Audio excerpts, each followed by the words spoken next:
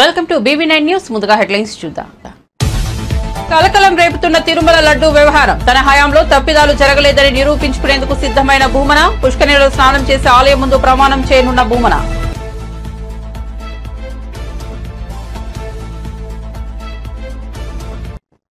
తెలంగాణలో అత్యాచారాలు, గూండాయిజం పెరిగాయనే ఆరోపణ. శాంతి భద్రతల విషయంలో ప్రభుత్వం విఫలమైందన్న హరీష్ రావు. సునీత లక్ష్మారెడ్డి నివాసంపై దాడులు చేశారని ఆగ్రహం.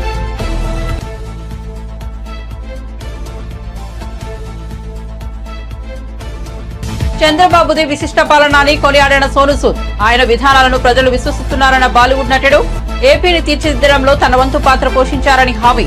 త్వరలోనే చంద్రబాబును కలుస్తానన్న సోను సూద్. శ్రీవారి లడ్డూ ప్రసాదం నెయ్యిలో కల్తీ భక్తుల మనోభావాలను దెబ్బతీసిందన్న టీటీడీ ఈవో. కల్తీ నెయ్యి అరికట్టడానికి చర్యలు ప్రారంభించామని వెల్లడి. 75 లక్షల వ్యయంతో NABL తరహా ల్యాబ్ ఏర్పాటు.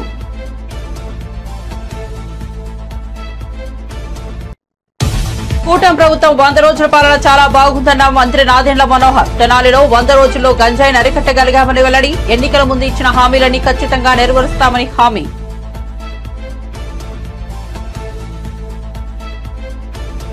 తెలంగాణకు వాతావరణ శాఖ హెచ్చరిక. భారీ వర్షాలు. సెప్టెంబర్ 25 నుంచి హైదరాబాద్ తో సహా పలు జిల్లాల్లో వర్షాలు కురిసే అవకాశం.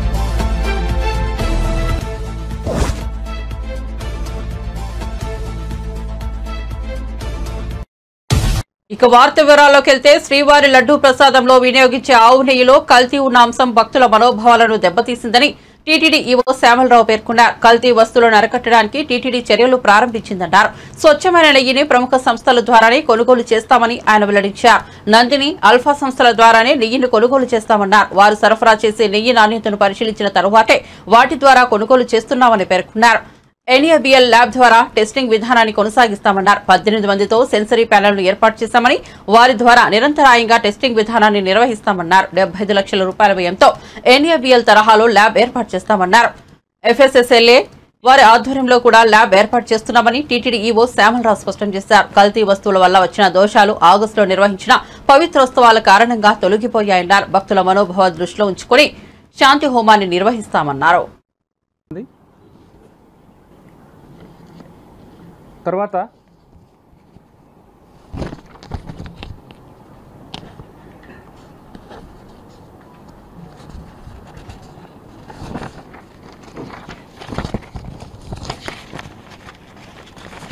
పవిత్రోత్సవాలు అనేవి ప్రతి సంవత్సరం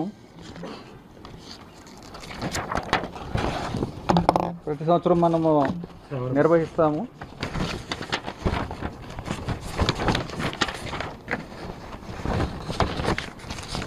పవిత్రోత్సవాలు ఎందుకు చేస్తామంటే, మనం ఆలయంలో నిర్వహించే అనేక కార్యక్రమాల్లో అధికారుల దగ్గర నుంచి కానీ, అర్చకుల వలన కానీ, భక్తుల వలన కానీ తెలుసో తెలియకో ఏమైనా దోషాలు జరిగితే ఆ దోష పరిహారార్థం శ్రీవారి ఆలయంలో పవిత్రోత్సవాలు అనేవి ప్రతి ఏడాది శ్రావణ మాసంలో నిర్వహిస్తాం. దాని ప్రకారమే ఆగస్టు 15 నుంచి 17వ తారీఖు వరకు పవిత్రోత్సవాలని 3 రోజుల పాటు నిర్వహించడం జరిగింది. దీంట్లో భాగంగా మొదటి రోజు పవిత్ర ప్రతిష్ట, రెండవ రోజు పవిత్ర సమర్పణ, చివరి రోజు పవిత్ర పూర్ణాహుతి నిర్వహించాము.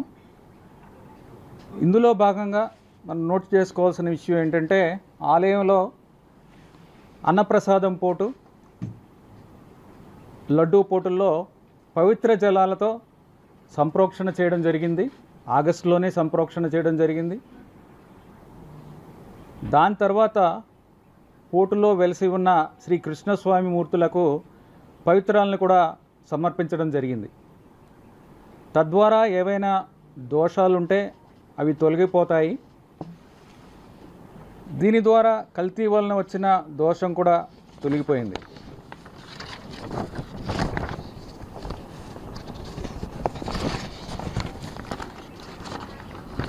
కానీ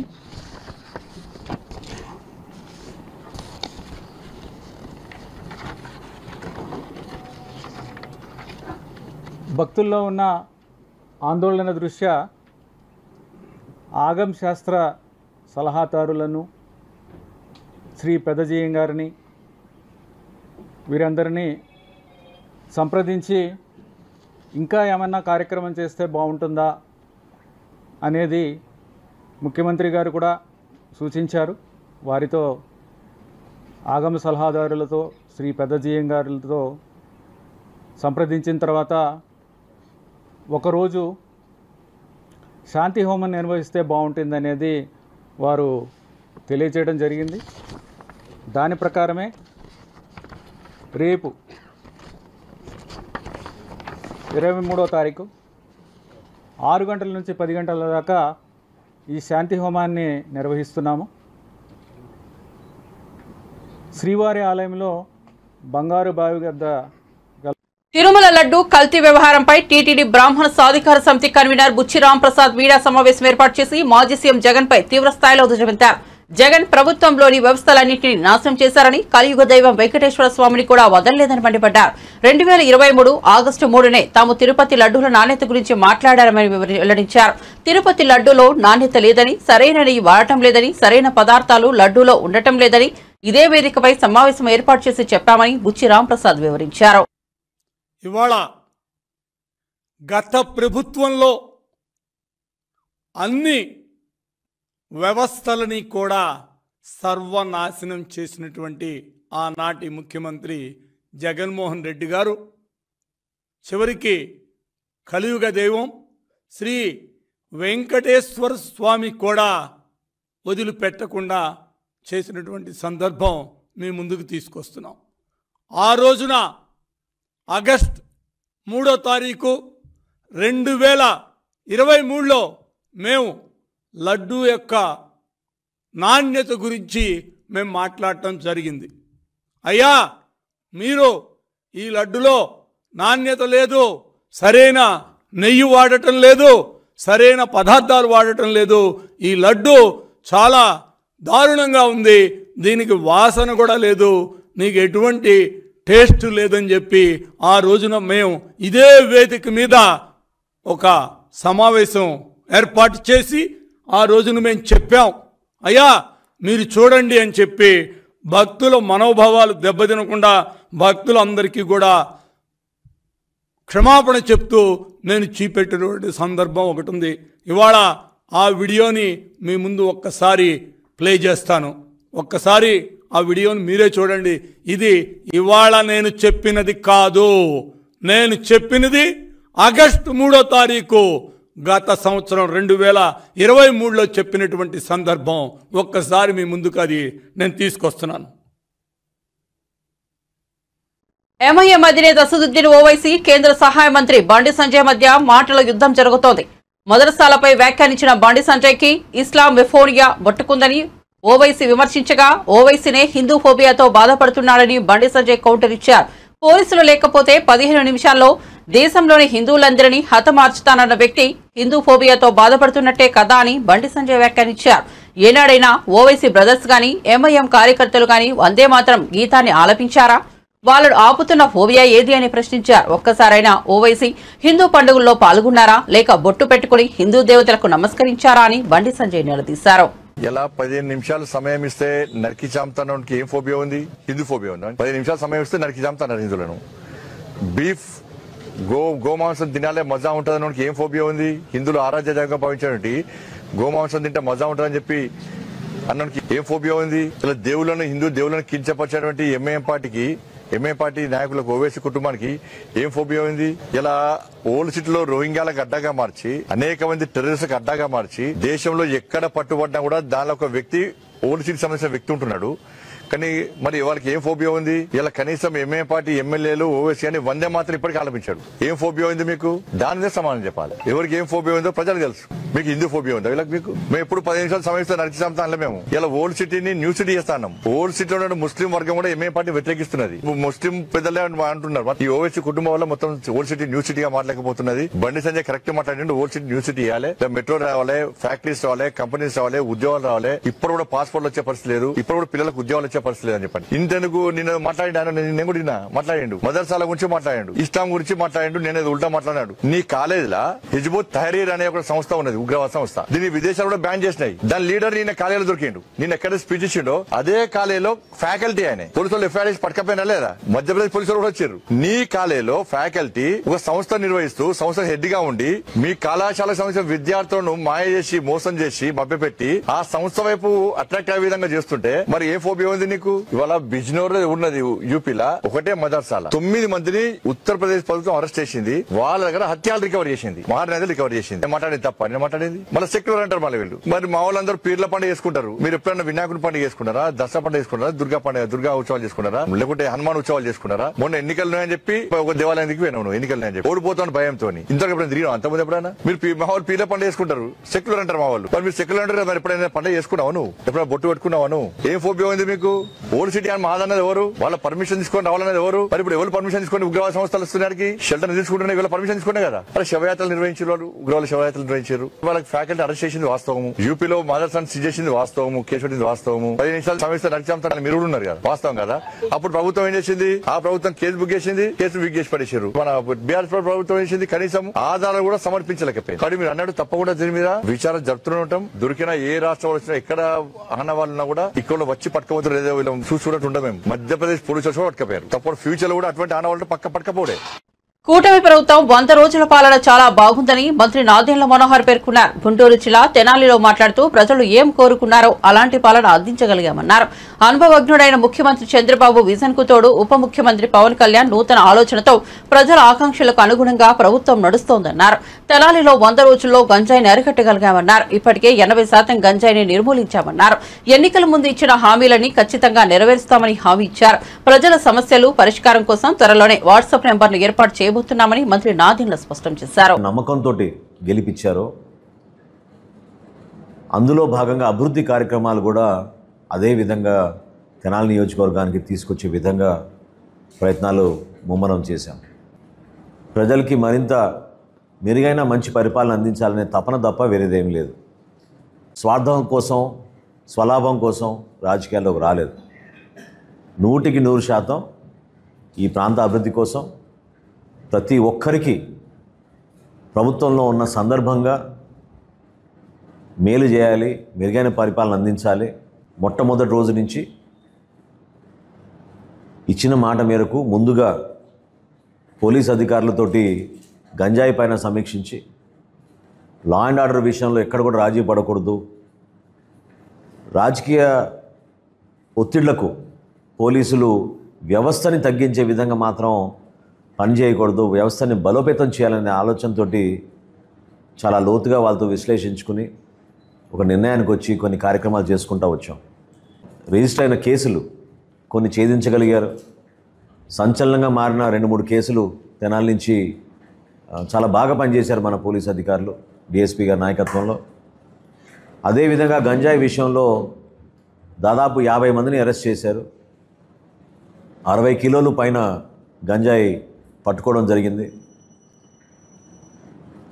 100 రోజుల్లో ఖచ్చితంగా తెనాలిని మనం ప్రక్షాళన చేయాలి గంజాయి విషయంలో అనే పట్టుదలతో చేసిన కార్యక్రమాల్లో ఒక 80% వరకు మాత్రం ఖచ్చితంగా మనం ఆ కార్యక్రమాన్ని విజయవంతం చేయగలిగాం.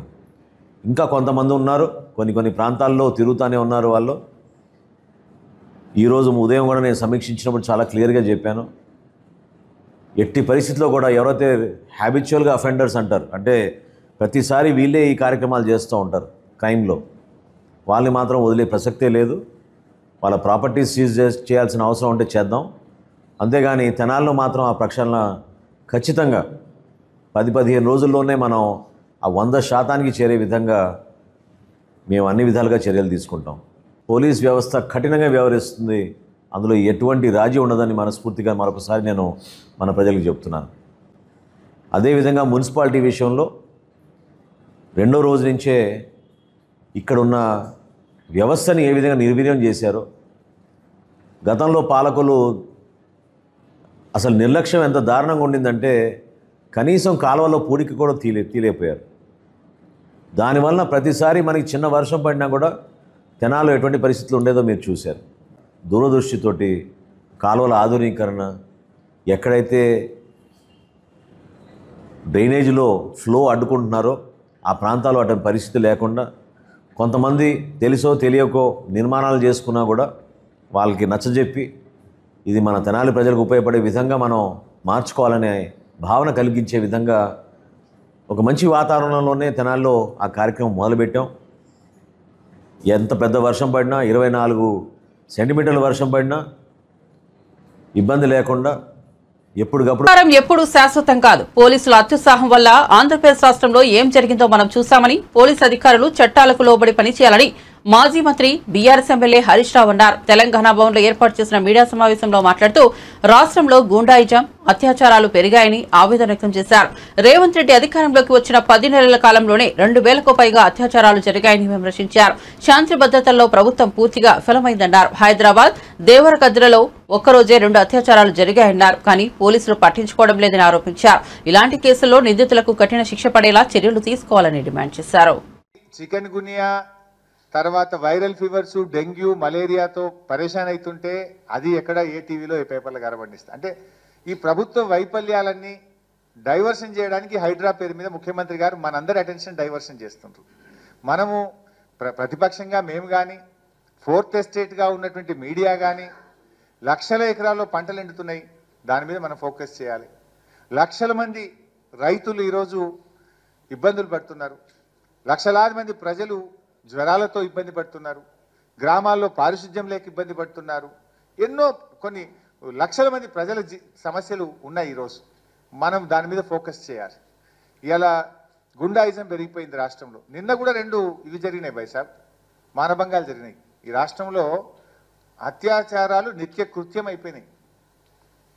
రేవంత్ రెడ్డి ప్రభుత్వం వచ్చి 9 నెలల నుండి 10వ నెల నడుస్తున్న సందర్భంగా 2000 అత్యాచారాలు జరిగినాయి ఈ రాష్ట్రంలో. నిన్న కూడా 2 అయినాయి. మా దృష్టికి వచ్చినాయి 2 ఉన్నాయి. డీటెయిల్స్ చెప్పమంటే చెప్తా. ఒకటి హైదరాబాద్లో ఉంది, ఇంకోటి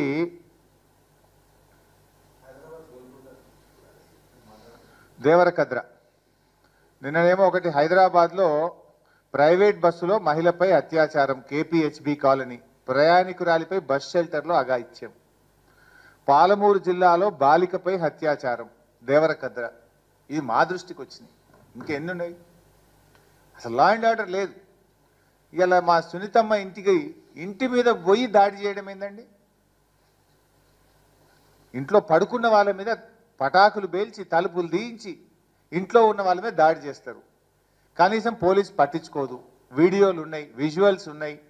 ఆ దాడి చేసిన వాళ్ళ మీద కేసులు నమోదు చేసి వెంటనే అరెస్ట్ చేయాలని చెప్పి నేను డీజీపీ గారిని డిమాండ్ చేస్తున్నాను.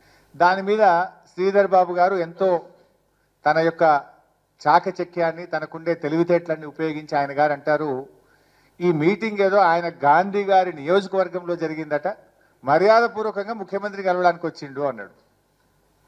నేను చెప్పిన దానికి మళ్ళీ నేను కూడా నిన్న చెప్పిన, మర్యాదపూర్వకంగా కలవడానికి ఎప్పుడు వస్తారు? అఫీషియల్ మీటింగ్కి వస్తే వస్తారు తప్ప పార్టీ మీటింగ్కు రారు అనే విషయాన్ని శ్రీధర్ బాబు గారు గ్రహించారు. నంబర్ 1. నంబర్ 2, గాంధీ గారిది అయితే నియోజకవర్గం, మరి ప్రకాష్ గౌడ్ గారు ఎందుకు వచ్చిండ్రు? శ్రీహరి గారు ఎందుకు వచ్చిండ్రు? దానికి సమాధానం చెప్తారా? అబద్ధం ఆడితే అతికట్టని ఉండాలి. జనము చీచీ అంటున్నారు. మీరు ఎన్ని అబద్ధాలు ఆడతారు? ఆయన మాట్లాడి నేను బీఆర్ఎస్లో ఉన్నాను, వీళ్ళందరూ మళ్ళీ మీటింగ్ పోతారు. శ్రీధర్ బాబు అంటాడు ఇద్దరు బీఆర్ఎస్ ఎమ్మెల్యేల కొట్లాట అంటాడు. ఇవాళనేమో కలవడానికి వచ్చిండ్రు అంటాడు. ఇది నగ్నంగా బయటపడ్డది కదా. లెక్కలేని తనం. కాంగ్రెస్ ప్రభుత్వము అంటే ప్రజాస్వామ్య విలువల్ని ఖూనీ చేస్తూ నగ్నంగా బయటపడ్డారు. ఇంకా దాన్ని బుకాయించే ప్రయత్నం, ఇంకా దాన్ని ఏదో దాటవేసే ప్రయత్నం. వైఎస్ఆర్సీపీ ఆఫీసుపై దాడి యత్నం హేయమని ఆ పార్టీ నేతలతో చెబుతారు. మల్లాది విష్ణు, లేళ్ల అప్పిరెడ్డి, మొండితో కరుణ్ కుమార్, దేవినేని అవినాష్, పోతిన మహేష్ తో కలిసి మాజీ మంత్రి అంబటి రాంబాబు మీడియాతో మాట్లాడారు. శ్రీ వెంకటేశ్వర స్వామి సాక్షిగా చంద్రబాబు నీచ రాజకీయాలకు పాల్పడుతున్నారని అంబటి మండిపడ్డారు. టీటీడీ లడ్డూ తయారీలో వినియోగించే నెయ్యిలో జంతు కరువు కలిసిందన్న దానిపై ఎలాంటి ఆధారాలు లేకుండా చంద్రబాబు, పురంధేశ్వరి, లోకేష్, పవన్ కళ్యాణ్ తో పాటు ఎల్లో మీడియా దారుణ ఆరోపణలు చేస్తోందని ఆయన ఆక్షేపించారు. విశాఖ స్టీల్ ప్లాంట్ ప్రైవేటీకరణ నుంచి దృష్టి మళ్లించడం కోసమే టీడీపీ, బీజేపీ డైవర్షన్స్ పాలిటిక్స్ చేస్తున్నాయని అంబటి అన్నారు. శ్రీ శ్రీ శ్రీ వెంకటేశ్వర స్వామి సన్నిధిలో తయారయ్యేటటువంటి లడ్డూ ప్రసాదం మీద రాజకీయం నడుపుతా ఉన్నారు. ముఖ్యంగా నారా చంద్రబాబు నాయుడు గారు ఈ ప్రసాదం మీద రాజకీయం నడిపి తద్వారా రాజకీయ ప్రయోజనం పొందాలని జగన్మోహన్ రెడ్డి గారి మీద బురద జల్లాలనేటువంటి ఒక ప్రయత్నం, కుట్రపూరితమైనటువంటి ప్రయత్నం జరుగుతూ ఉన్నది. దీన్ని అనేక సందర్భాల్లో చంద్రబాబు నాయుడు గారు ప్రకటించిన దగ్గర నుంచి అనేక ప్రశ్నలు మేము సంధిస్తున్నాం, దానికి మాత్రం సమాధానం లేదు. చంద్రబాబు నాయుడు గారు ఏమంటారంటే, జగన్మోహన్ రెడ్డి గారి హయాంలో ఆయన ముఖ్యమంత్రిగా ఉన్నప్పుడు శ్రీవారి లడ్డూకు ఉపయోగించినటువంటి నెయ్యలో జంతువుల కొవ్వు కలిసింది అని చెప్తాడు. ఆధారయ్యా చెప్పు, ఎక్కడ కలిసిందని చెప్పారు, ఎవరు కలిసిందని చెప్పారు అంటే జూలై 23వ తారీఖున ఒక రిపోర్ట్ తీసుకొచ్చి దానిలో అనుమానాలు ఉన్నాయనేటువంటి మాట మాట్లాడుతున్నారు. జూలై 23 ఎప్పుడు? జగన్మోహన్ రెడ్డి గారు ముఖ్యమంత్రిగా ఉన్నారా? ముఖ్యమంత్రిగా ఉంది మీరే కదా. దానిలో ఏ రిపోర్ట్ వచ్చింది? ఎక్కడా కూడా నేను మనవి చేస్తున్నా, జూలై 23వ తారీఖున వచ్చినటువంటి రిపోర్టుని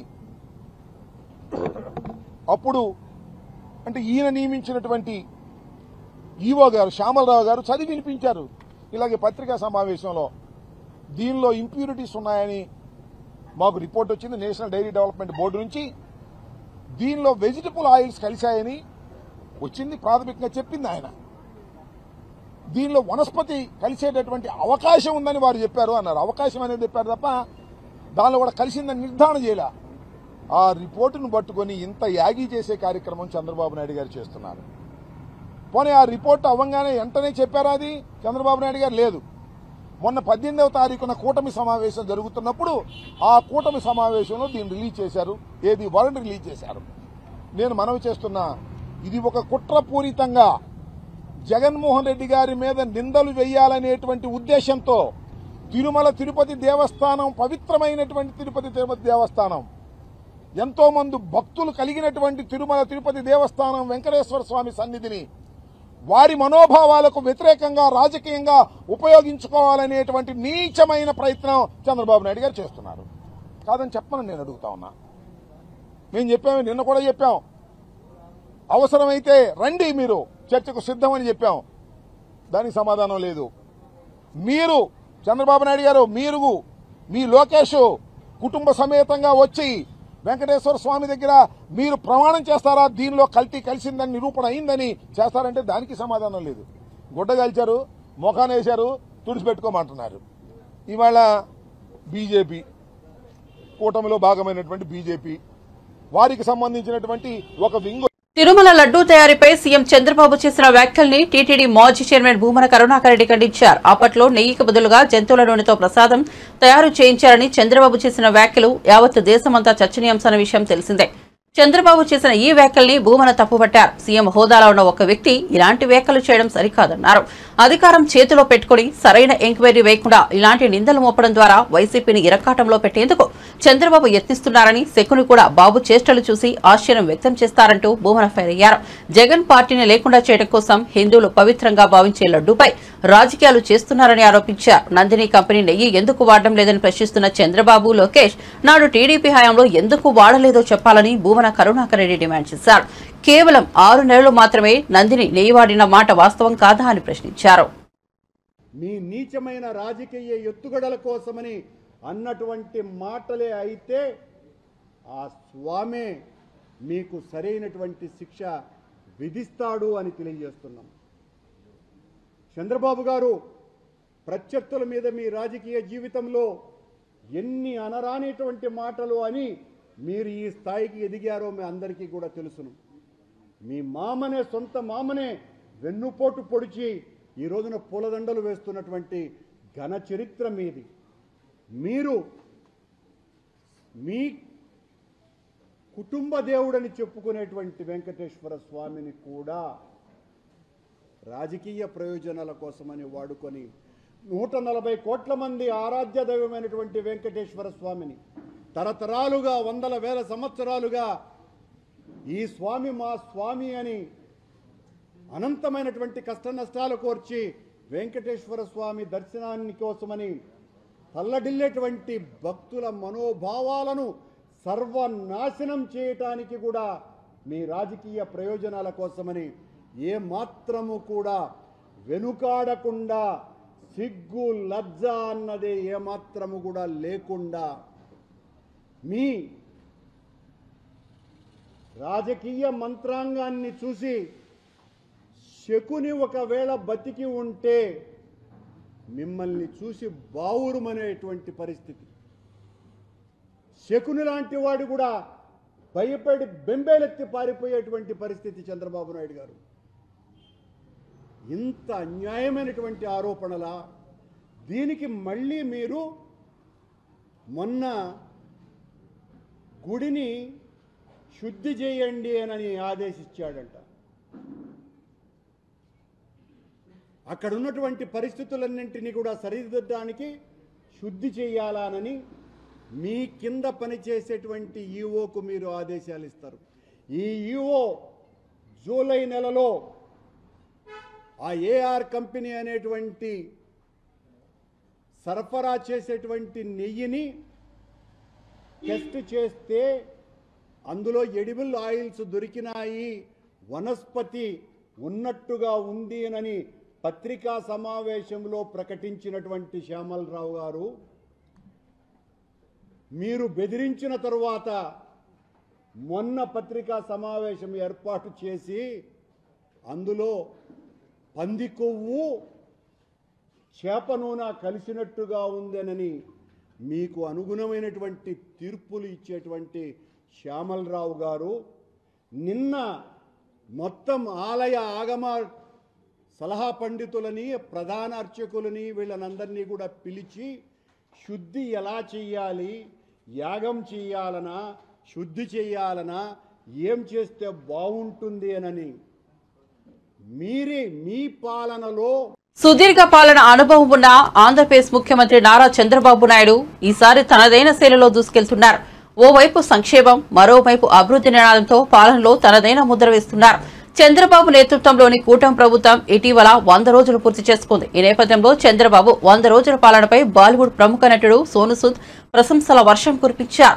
తన విశిష్ట పాలనతో తొలి 100 రోజుల్లోనే ప్రజలు సుఖ సంతోషాలతో సురక్షితంగా ఉండేలా చర్యలు తీసుకున్నారని కొనియాడారు. పాలనతో ఎంతో అనుభవం ఉన్న సిబిఎన్ సార్ తన విజయంతో రాష్ట్ర భవిష్యత్తు కోసం తీసుకుంటున్న చర్యలు వేస్టని ప్రశంసించారు. ఆయన విధానాలను ప్రజలు విశ్వసిస్తున్నారని, చంద్రబాబును చూసి గర్వపడుతున్నారని తెలిపారు. త్వరలోనే ఆయన్ను కలవాలని కోరుకుంటున్నట్లు చెబుతూ ఓ వీడియోను విడుదల చేశారు. ఆంధ్రప్రదేశ్ ను మరింతగా తీర్చిదిద్దడంలో తన వంతు పాత్ర పోషిస్తానని చెప్పారు. In the first 100 days, Chandrababu Naidu sir showcased his signature governance in Andhra Pradesh, making people feel safe and reassured. There's a growing talk among people that the vintage CBN sir is back, bringing with him his clear vision and leadership for the state's future. Well done, sir. So proud of you.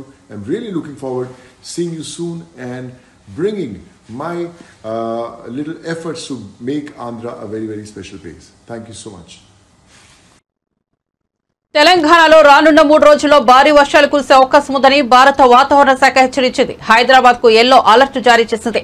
నగరంలో భారీ నుంచి అతి భారీ వర్షాలు కురుస్తాయని తెలిపింది. September 23 నుంచి 25 వరకు హైదరాబాద్ తో సహా పలు జిల్లాల్లో ఉరుములు, మెరుపులు, ఈదురుగాలులతో కూడిన వర్షాలు కురిసే అవకాశం ఉందని వాతావరణ శాఖ వెల్లడించింది. హైదరాబాద్ లో సోమ, మంగళ, బుధ, గురువారాల్లో మేఘావృతమై ఉంటుందని తెలిపింది. నగరంలోని పలు చోట్ల తేలికపాటి నుంచి మోస్తరు వర్షాలు, ఉరుములు, మెరుపులతో కూడిన జల్లులు కురిసే అవకాశం ఉందని భారత వాతావరణ శాఖ అంచనా వేసింది. మంగళవారం భారీ నుంచి అతి భారీ వర్షాలు కురిసే అవకాశం ఉందంటూ ఎల్లో అలర్ట్ జారీ చేసింది. వాతావరణ పరిస్థితుల దృష్ట్యా నగరవాసులు జాగ్రత్తగా ఉండాలని సూచించింది. లోతట్టు ప్రాంతాల ప్రజలు అప్రమత్తంగా ఉండాలని హెచ్చరించింది. బులెటిన్ ముగించే ముందు హెడ్లైన్స్ మరోసారి చూద్దాం. కలకలం రేపుతున్న తిరుమల లడ్డూ వ్యవహారం. తన హయాంలో తప్పిదాలు జరగలేదని నిరూపించుకునేందుకు సిద్ధమైన భూమన. పుష్కరిణిలో స్నానం చేసి ఆలయం ముందు ప్రమాణం చేయనున్న భూమన.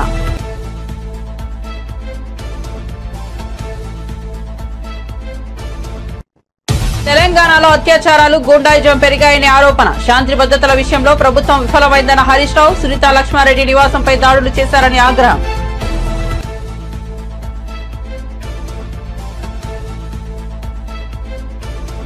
చంద్రబాబుది విశిష్ట పాలన అని కొనియాడిన సోను సూద్. ఆయన విధానాలను ప్రజలు విశ్వసిస్తున్నారన్న బాలీవుడ్ నటుడు. ఏపీని తీర్చిదిద్దడంలో తన వంతు పాత్ర పోషించారని హామీ. త్వరలోనే చంద్రబాబును కలుస్తానన్న సోను సూద్.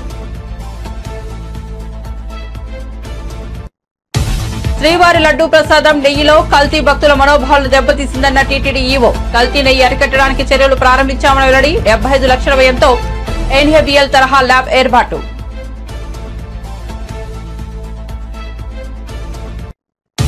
కూటమి ప్రభుత్వం 100 రోజుల పాలన చాలా బాగుందన్న మంత్రి నాదెండ్ల మనోహర్. తెనాలిలో 100 రోజుల్లో గంజాయిని అరికట్టగలిగామని వెల్లడి. ఎన్నికల ముందు ఇచ్చిన హామీలన్నీ ఖచ్చితంగా నెరవేరుస్తామని హామీ.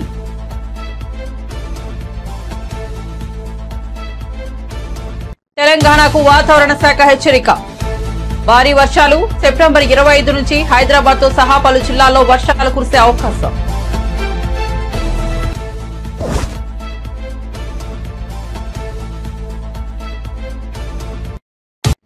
మరిన్ని అప్డేట్స్ కోసం చూస్తూనే ఉండండి BB9 న్యూస్.